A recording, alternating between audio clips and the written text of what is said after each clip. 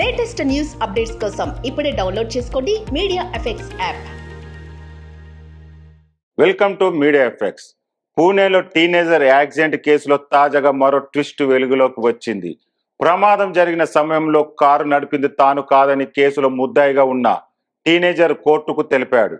కారులో అతడితో పాటు ప్రయాణించిన ఇద్దరు స్నేహితులు కూడా ఇదే విషయాన్ని తెలిపారు. 2 కోట్ల రూపాయలు ఖరీదైన పోర్ష్ కారును వేగంగా నడుపుతూ నిందితుడు ఆదివారం ఇద్దరు టెక్కీలను మరణానికి కారణమైన విషయం తెలిసిందే. సదరు టీనేజర్ ప్రముఖ real estate developer Vishal Agarwal కుమారుడు. ఈ కేసు నుంచి నిందితుని తప్పించుకునేందుకు భారీ ప్రయత్నాలు జరిగాయని ఆరోపణలు వెల్లువెత్తాయి.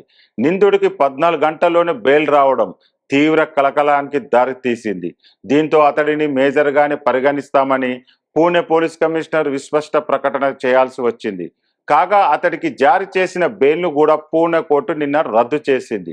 నిందితుడిని జువెనైల్ సెంటర్కు పంపించాలని ఆదేశించింది. ఇదిలా ఉంటే యాక్సిడెంట్ సమయంలో తాను కారు నడుపుతున్నట్టు వారి డ్రైవర్ తెలిపాడు. ఈ మేరకు పోలీసులకు ఓ స్టేట్మెంట్ ఇచ్చాడు. నిందితుడు తండ్రి కూడా ప్రమాద సమయంలో తన డ్రైవరే కారు నడిపినట్టు పోలీసులకు తెలిపాడు. మరోవైపు పోలీసులు విశాల్ అగర్వాల్ ఫోన్ను స్వాధీనం చేసుకున్నారు. అందులోని వివరాలను వెలికి తీసే పనిలో ఉన్నారు. ఇక నిందితుడు తాత సురేంద్ర అగర్వాల్ కూడా పోలీసులు ప్రశ్నిస్తున్నారు. టీనేజర్ అతని తండ్రి గురించి సురేంద్ర నుంచి మరిన్ని వివరాలు రాబట్టే ప్రయత్నం చేస్తున్నారు. దీంతో పోలీసులు దర్యాప్తుల నిబంధనలను అతిక్రమించారా అనే కోణంలో కూడా దర్యాప్తు జరుగుతుంది.